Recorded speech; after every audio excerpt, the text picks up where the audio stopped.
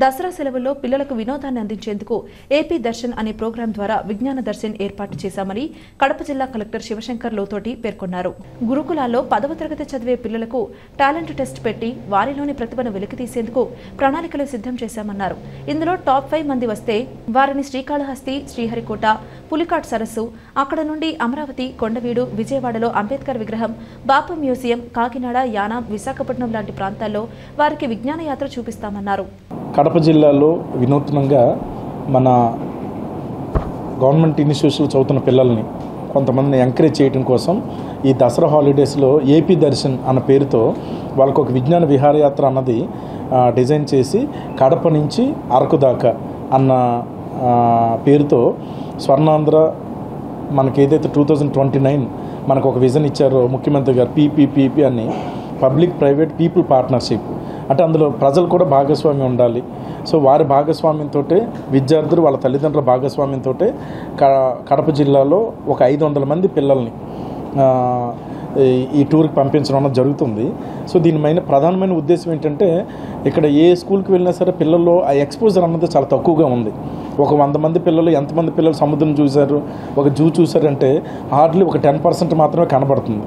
అంటే 14-15 సంవత్సరాలు వచ్చినప్పటికీ కూడా వాళ్ళకి కావాల్సినంత ఎక్స్పోజర్ అన్నది లేకపోవటం అన్నది గమనించి ఈ ఏపీ దర్శన్ అన్నది కార్యక్రమం డిజైన్ చేసి ఒక 500 మంది పిల్లల్ని కడప నుంచి అరకు దాకా పంపించడం జరుగుతుంది.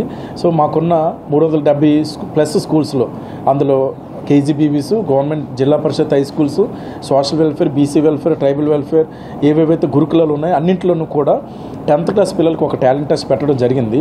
ఆ టాలెంట్ టెస్ట్లో టాపర్స్ ఎవరైతే వచ్చారో అందులో ఆ టాప్ 500 మెంబర్స్ని ఈ కడప నుంచి ఇక్కడికి పంపించడం జరుగుతుంది. ఇందులో ముందు శ్రీకాళహస్తి, శ్రీహరికోట, అక్కడి నుంచి పులికాట్ లేకు, అక్కడి నుంచి చిలకలూరుపేట మీదుగా అమరావతి, కొండవీడు, అలాగే విజయవాడలో అంబేద్కర్ స్టాచ్యూ ఏదైతే ఉందో అది, బాపు మ్యూజియం, అక్కడి నుంచి పోలవరం, కాకినాడ, యానాం, ద్వారకా, తిరుమల, అలాగే విశాఖపట్నం SEZ కానీ, అక్కడి నుంచి విశాఖపట్నంలో ఉన్న జూ, బీచ్ అవన్నీ చూసుకొని అరకుకి వెళ్ళి అరకు నుంచి అరకులో ఉన్న అందాలు, ప్రకృతి అందాలన్నీ చూసి మళ్ళీ రిటర్న్లో వచ్చినప్పుడు విజయవాడలో సాధ్యమైతే ఒక మంత్రి గారితో ఇంటరాక్షన్ కూడా పెట్టడం జరిగింది.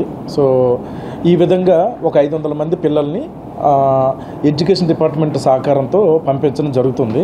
సో దీనికోసం ఒక మంచి లగ్జరీ బస్సులని కేటాయించడం జరిగింది.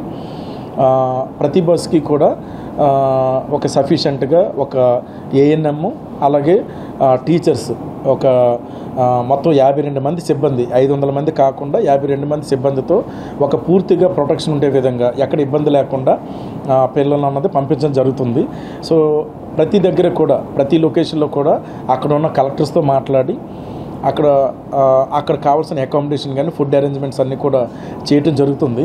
ఇది చాలా పెద్ద కార్యక్రమం, ఎందుకంటే 500 మంది పిల్లల్ని ఇంత దూరం పంపించడం అన్నది చాలా క్లిష్టమైనప్పటికీ కూడా పిల్లల్లో ఒక రకమైన చురుకుదనం పెంపొందించడానికి, ఈ మన ఆంధ్రప్రదేశ్లో ఉన్న ప్రాంతాల పట్ల అవగాహన కలగటానికి, అక్కడున్న చరిత్ర, అక్కడున్న జాగ్రఫీ కావచ్చు, హిస్టరీ కావచ్చు, హెరిటేజ్ కావచ్చు, వీటన్నిటి మీద అవగాహన పెంచుకొని తద్వారా ఒక మానసికమైన వికాసానికి దోహదపడుతుందనే ఉద్దేశంతో ఈ కార్యక్రమం అన్నది డిజైన్ చేసి పంపించడం జరుగుతుంది.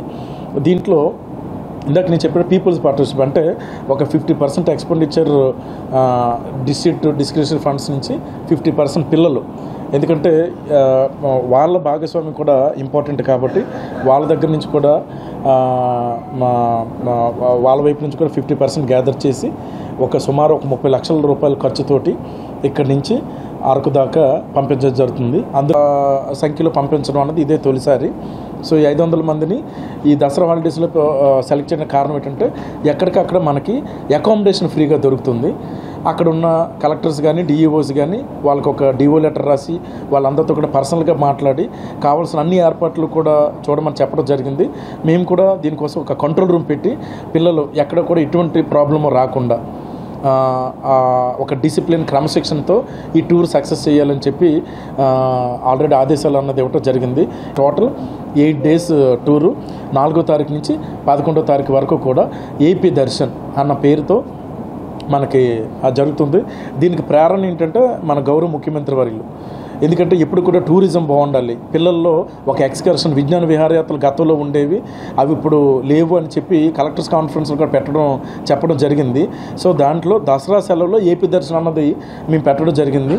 కార్తీక మాసంలో కడప జిల్లాలో ప్రతి స్కూల్కి కూడా ఒక టార్గెట్ ఇచ్చి ఆ స్థానిక ప్రాంతాలను కూడా విజిట్ చేసే విధంగా రూపకల్పన చేస్తున్నాము.